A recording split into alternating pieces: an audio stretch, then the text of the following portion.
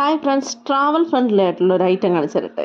ഇതെന്താണെന്ന് മനസ്സിലായോ? നമ്മുടെ പേപ്പർ സോപ്പ് തന്നെ. ചിലർക്കൊക്കെ ഈ ഒരു കുപ്പിയുടെ ഷേപ്പിലാണ്, ട്യൂബിൻ്റെ ഷേപ്പിലൊക്കെ മേടിച്ച് കണ്ടിട്ടുള്ളത്. ഇത് എനിക്ക് അല്ലാണ്ട് കിട്ടിയതാണ്. ഞാനിത് മേടിക്കണം എന്ന് കുറേ നാളായിട്ട് വിചാരിച്ച് മേടിച്ചാട്ടോ.